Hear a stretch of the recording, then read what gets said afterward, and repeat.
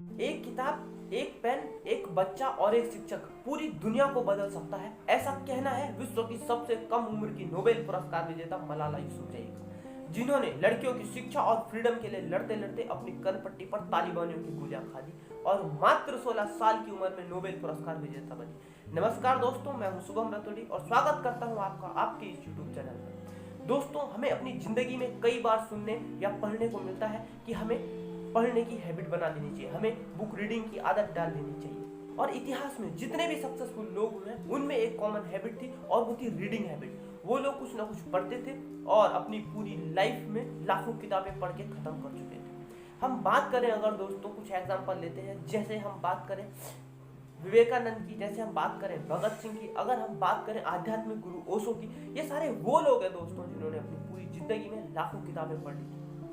अगर हम present leaders की बात करें दोस्तों, नरेंद्र मोदी की आप बात करते हैं, डॉक्टर विवेक बिंद्रा, संदीप माहेश्वरी, सोनू शर्मा, ये सारे वो लोग हैं जो कुछ ना कुछ पढ़ते हैं और कई सारी किताबें पढ़ के खत्म कर चुके हैं। दोस्तों, जब मुझे भी रीडिंग की इंपॉर्टेंस समझ आई तो मैंने भी पढ़ना शुरू किया और आज मैं भी काफी किताबें पढ़ चुका हूँ और डेली कुछ ना कुछ अच्छा पढ़ता हूँ। ऐसे ही पढ़ते पढ़ते एक दिन मेरे माइंड एक ख्याल आया कि क्यों ना मैं वीडियोस के थ्रू उन लोगों की भी हेल्प करूँ जो पढ़ना तो चाहते हैं, पढ़ते भी हैं, लेकिन कई बार उनको चीजें समझ में नहीं आ पाती। दोस्तों, ऐसा मेरे साथ भी होता है। जब मेरे को कुछ समझ में नहीं आता तो मैं यूट्यूब पर जाके सर्च करता हूँ और वहां पर मुझे कुछ सेटिस्फैक्टरी रिस्पॉन्स नहीं मिलता। ऐसा इसलिए है दोस्तों क्योंकि जो लोग भी बुक्स के ऊपर वीडियोस बनाते हैं वो लोग बुक को जैसा का तैसा पढ़ के सुना देते हैं, जबकि हमें ये चाहिए कि कोई आम भाषा में या सरल भाषा में हमें समझा दे, क्योंकि जो किताब की लैंग्वेज होती है वो काफ़ी जटिल होती है। दोस्तों, ऐसी एक छोटी सी कोशिश मैं करना चाहता हूँ और आपसे वादा करता हूँ इस जर्नी में आपको कब किताबों से प्यार हो जाएगा ये आपको खुद भी पता नहीं चलेगा। दोस्तों, आज हम एक ऐसे ही टॉपिक पर बात करने वाले हैं। जिस टॉपिक पर मैं बात कर रहा हूँ दोस्तों वो एक बुक से है जिसका नाम है सेपियंस। और इस सेपियंस बुक के जो राइटर हैं दोस्तों उनका नाम है डॉक्टर युval नोआ हरारी, वर्ल्ड्स बेस्ट सेलर है। और इनकी जब भी कोई नई बुक मार्केट में लॉन्च होती है तो मार्केट में तहलका मचा देती है। दोस्तों, मैं आपको पहले ये बताना चाहता हूँ कि ये जो बुक है सेपियंस, ये बुक अल्टीमेटली क्या बात करना चाहती है या फिर इस जो बुक है इसका क्या पर्पज है। ये बुक ये बताना चाहती है कि जो बायोलॉजी है और जो हिस्ट्री है उन दोनों में क्या डिफरेंस है, पहली बात। और दूसरी चीज, ये बुक आपको ये बताना चाहती है कि जो ह्यूमन माइंड है वो कैसे डेवलप हुआ है और आज यहाँ तक कैसे पहुंचा है दोस्तों।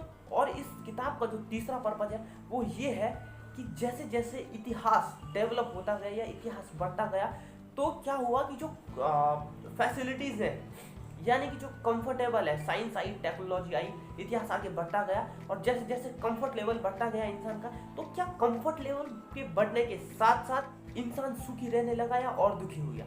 बिकॉज जैसे जैसे कंफर्ट लेवल बढ़ा तो आदमी को और ज़्यादा सुखी होना चाहिए था। लेकिन ये बुक इसी चीज़ पर बात करती है कि क्या कंफर्ट लेवल बढ़ने का इंसान के सुखी होने से कोई रिलेशन है या नहीं है। दोस्तों, इसमें मैं आपको सबसे पहले क्लियर कर दूं कि 4 चीजें बताई गई। दोस्तों, आपने बिग बैंग का नाम सुना होगा। बिग बैंग वो घटना थी दोस्तों जहां से माना जाता है कि इस पूरे ब्रह्मांड की रचना हुई, जहां यानी कि बिग बैंग का जब विस्फोट हुआ तो उसके बाद ब्रह्मांड बनना शुरू हुआ, राइट। बिग बैंग के होने के बाद दोस्तों जो मैटर था, जो एनर्जी था, जो भी फिजिकल थिंग्स, जो भी भौतिक वस्तुएं थी, उनकी जब हम स्टडी करते हैं तो उनको फिजिक्स का नाम दिया गया।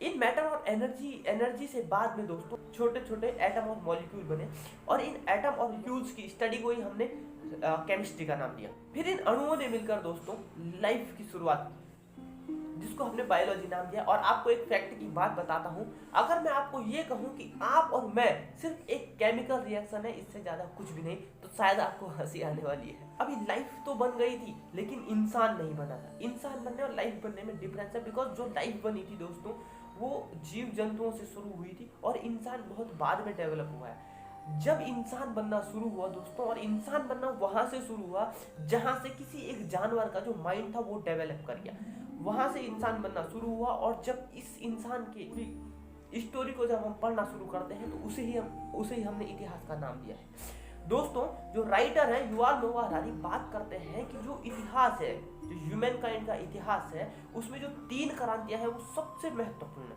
वो 3 क्रांतियां हैं दोस्तों। पहली क्रांति है संज्ञानात्मक क्रांति यानी कि कॉग्निटिव रिवॉल्यूशन। ये कॉग्निटिव रिवॉल्यूशन शुरू होता है जब ह्यूमन माइंड डेवलप होना शुरू कर देता है, यानी कि और जीवों से और जंतुओं से आगे बढ़ जाता है ह्यूमन माइंड, राइट। दूसरी जो यहाँ पर क्रांति है दोस्तों वो होती है मात्र 12,000 साल पहले, और जिसका नाम है कृषि क्रांति, यानी कि एग्रीकल्चरल रिवॉल्यूशन। ये जो एग्रीकल्चरल रिवॉल्यूशन है ये इतिहास की सबसे खतरनाक क्रांति मानी जाती है, क्योंकि जब इंसान ने कृषि करना शुरू किया तो वहीं से जो इंसान था वो टिकने लगा, एक जगह पर टिकने लगा। उससे पहले जो इंसान था, जो मनुष्य था, वो टिकता नहीं था, बिकॉज उसको कृषि करनी नहीं आती थी। और जब कृषि करना उसने शुरू किया तो फसल को पकने में टाइम लगता था। इस वजह से इंसान को या मनुष्य को एक जगह पर वेट करने के लिए मजबूर होना पड़ा, एक जगह पर रुकने के लिए मजबूर होना पड़ा। उससे पहले जो इंसान था घूमता रहता था, कुछ दिन यहाँ रहता था, कुछ दिन वहां रहता था, कुछ दिन वहां रहता था, एक जगह पर कभी नहीं टिकता था। और जब एक इंसान एक जगह पर टिकने लगा दोस्तों, तो यहीं से व्यापार की शुरुआत हुई, यहीं से बिजनेस की शुरुआत, यहीं से जनसंख्या बढ़ी, क्योंकि अब लोगों को कृषि का काम करने के लिए ज्यादा लोगों की जरूरत थी, तो उन्होंने ज्यादा बच्चे पैदा करने शुरू किए, यहीं से समाज बनना शुरू। और जो तीसरी क्रांति है दोस्तों उसका नाम है वैज्ञानिक क्रांति, साइंटिफिक रिवॉल्यूशन, जो मात्र 500 साल पहले शुरू हुआ, और शायद यही क्रांति दुनिया को खत्म भी कर दे, ऐसा लेखक का मानना है। ऐसा इसलिए मानना है दोस्तों क्योंकि जब वैज्ञानिक क्रांति आई तो वैज्ञानिक क्रांति ने जो नेचर के रूल्स थे उन सबको डिस्ट्रॉय कर दिया, टाइम और स्पेस जैसी चीजों को खत्म कर दिया। ये सुनने में आपको शायद अजीब सा लग रहा होगा, लेकिन मैं आपको बताऊं कि आप कहीं पर भी है, मान लो आप अभी दिल्ली में हैं और मैं महाराष्ट्र से ये वीडियो शूट कर रहा हूं दोस्तों, आपके और मेरे बीच में हजारों किलोमीटर का डिफरेंस है, लेकिन उसके बाद भी आपके और मेरे बीच में 0 डिस्टेंस है। इसीलिए तो आप मुझे इस वीडियो में सुन पा रहे हैं, इसीलिए आप मुझे इस वीडियो में देख पा रहे हैं, जबकि आप दिल्ली में बैठे हुए और महाराष्ट्र में देख पा रहे हैं। टाइम और स्पेस जैसी चीजें खत्म हो गई दोस्तों। आपको मुझे देखने के लिए टाइम लगता है दोस्तों, लेकिन वो टाइम भी 0 हो गया है। आपने एक क्लिक में, एक नैनो सेकंड में आप मुझे देख पा रहे हैं, जबकि मैं महाराष्ट्र में हूँ और आप दिल्ली में बैठे हैं, या फिर आप तमिलनाडु में बैठे हैं, या फिर आप असम में बैठे हैं। टाइम और स्पेस जैसी चीजें जब जिस क्रांति ने खत्म कर दी, वो क्रांति हो सकता है कि ह्यूमन काइंड को भी खत्म कर दी। वैसे तो बात की जाती है कि 25 लाख साल पहले जो इंसान थे वो आ गए थे अफ्रीका के जंगलों में। अगर आप 25 लाख साल पहले घूम रहे होते तो आपको हम ही जैसे कुछ जानवर देखने को मिलते, लेकिन वो अन्य जानवरों से अलग नहीं थे, वो भी अन्य जानवरों की तरह ही बिहेव करते थे। खुद तभी इंसानों ने भी नहीं सोचा होगा हमारे वंशज चंद्रमा पर चलेंगे, एटम को तोड़ेंगे मरोड़ेंगे, जेनेटिक कोड पर काम करेंगे। तब के जो मनुष्य थे दोस्तों उनमें और जानवरों में कोई डिफरेंस नहीं था। इंसानों का भी अपने पर्यावरण पर कोई कंट्रोल नहीं था। जब से इंसान का माइंड डेवलप हुआ है तब से उसने पर्यावरण पर कंट्रोल किया, और आज इसीलिए दुनिया बर्बादी की ओर जा रही है। दोस्तों आगे हम बात करेंगे नेक्स्ट वीडियो में, बने रहिए मेरे। और आपको ये वीडियो कैसा लगा मुझे कमेंट में जरूर बताइए। दोस्तों अगर आपको ये वीडियो पसंद आया तो आप इसे शेयर कीजिए, क्योंकि अच्छी चीजें शेयर करने से आपकी भी तो इज्जत बढ़ती है और सामने वाले का भी भला होता है, जिसे आप ये अच्छी चीजें भेज रहे हैं। आपका दिल की गहराइयों से बहुत बहुत धन्यवाद।